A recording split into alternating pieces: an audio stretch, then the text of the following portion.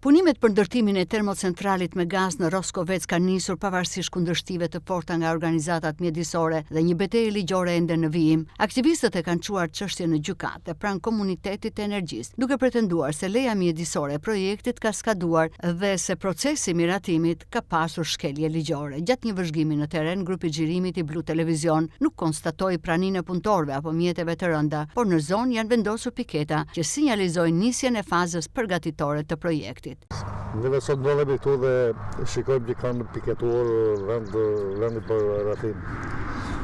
Ndërkohë kur çështja vazhdon, janë bërë disa seanca gjyqësore. Shpreh nga gjykata në momentin nuk ka. Po me të shikojmë ulej ka filluar me të kafshur nga veriu, përfundon këtu në kërthizën e Myzeqes, që është për ta do keq.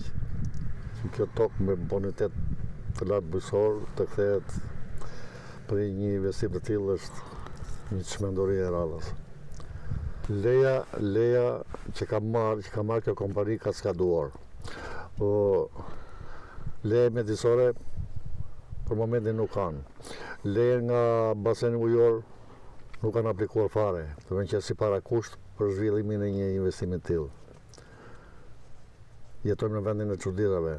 Me të shikojmë e pasën oreksin për të vazhduar. Projekti miratuar nga qeveria parashikon ndërtimin e një termocentrali privat me kapacitet 170 MW, i cili do të funksionojë me gaz natyror të furnizuar nga Gazsjellsi TAP. TECI do të operojë për 49 vjet dhe pritet të hyjë në punë brenda 3 viteve. Shoqëria koncesionare Fier Termoelektrik do të jap shtetit 2% të prodhimit vjetor të energjisë ose vlerën ekuivalente monetare. Struktura aksionerëve përfshin kompaninë greke GEK Terna me 70% të aksioneve dhe kompaninë shqiptare Gener 2 me 30%. Furnizimi me gaz mbështetet në një marrëveshje me Korporatën Publike të Gazit të Greqisë me dorëzim në pikën e Tapit në Roskovec. Por projekti ka ngritur shqetësime serioze mjedisore, sipas një analize të ekspertëve të pavarur. Emetimet reale të gazit karbonik mund të jenë shumë të larta se ato të deklaruara në vlerësimin e ndikimit në mjedis, duke arritur deri në 595.000 tonë në vit. Aktivistët pretendojnë se këto shifra janë minimizuar për të lehtësuar marrjen e lejes. Shqetësime ka dhe për përdorimin e ujit. Llogaritje tregojnë se TECI mund të kërkojë më shumë ujë se sa është deklaruar, duke rritur presionin mbi ujësjellsin lokal dhe lumen Gjanica, si dhe duke rrezikuar ekosistemin për shkak të temperaturës së ujrave të shkarkuara. Edhe banorët e zonës shprehen të pakënaqur dhe kundërshtojnë ndërtimin e termocentralit. Ne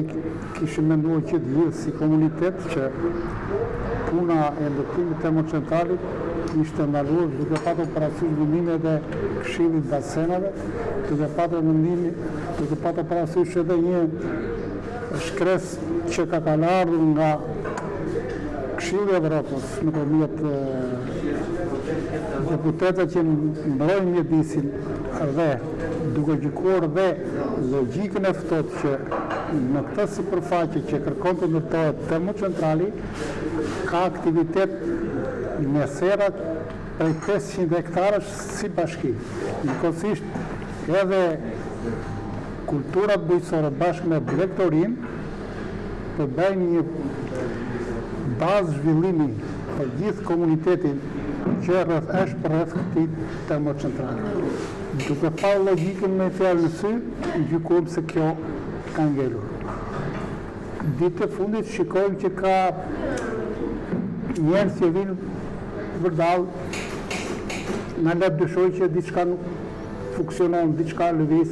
Ne si komunitet nuk kemi idenë se po na i punon bashkia apo qeveria. Ne vetëm gjykojmë që në këtë zonë ku ne na ka rënë pjesë nga Perëndia që të jetojmë, na kufizohet ose na malohet dhe më tepër dënohemi. Dënohemi sepse duke dëgjuar ata që janë specialistë mjedisor dhe japën alarmin dhe kjo na shqetëson. Ne nuk mendojmë për jetën tonë, ne mendojmë për jetën e fëmijëve, të nipër, mbesave me fjalë të gjithëve. Kjo është ajo që na shqetëson dhe duhet të shqetësojë dhe ata qeveriu dhe në bashki. Përderisa komuniteti ka nënshkruar me firmë 880 firma, njëkohësisht 200 e ca mos gabon akte notariale, do thotë që është i përkushtuar dhe e ka dhënë mendimet e veta. Dhe presim dhe vendimet që merr gjithmonë gjykata me fjalë. Gjithsesi, duke qenë se kam djeni të plot që vetë firma i ka mbaruar pjesa dokumentacionit, i duhet që të marrë dhe qenë mendim me publiku, me komunitetin, pasandaj gjithsesi me fjalë, ata janë qeveri shtetë vendosur. Por unë mendoj që në gjykimin tim dhe në gjykimin që është kryeministri me fjalë dhe vetë kryetarja e bashkisë nuk mendoj se duhen ta ndërtojnë. Por faktor apo gjëra të tjera nuk e di, nuk marr dot për sigurt. Në gjykimin tim të ftohtë gjykoj që edhe ata vetë dinë se çdo të thotë që tokë bujqësore që të kthehet në tokë i fjalë produktive ose të kthehet në tokë me fjalë për të prodhuar energji elektrike me fjalë që është jashtë çdo logjike të ndërtuar. Unë nuk jam në nivelit që të pres ose të më shpjegoj dikush me fjalë për mendimet e të dyja forcat politike, po unë mendoj që çdo gjë është ndërtuar në ligj dhe duke zbatuar ligji, unë them çdo gjë vetëm në vendin e vet. S'ka pse duhet mendimi forcat politike në këtë drejtim. Se këtu s'ka të bësh me fjalë. Kur thot vendimi i Këshillit të Ministrave është vendimi i Këshillit të Ministrave. Nëse ka një vendim të Këshillit të Ministrave për zhvillimor për termocentralin, njëkohësisht vetë Këshilli i Ministrave ka shkelur vendimin që tokat e kategorisë par 2 dhe 3 janë toka bujqësore jo në Shqipëri, për tërë botën, dhe këto mbrohen me ligj.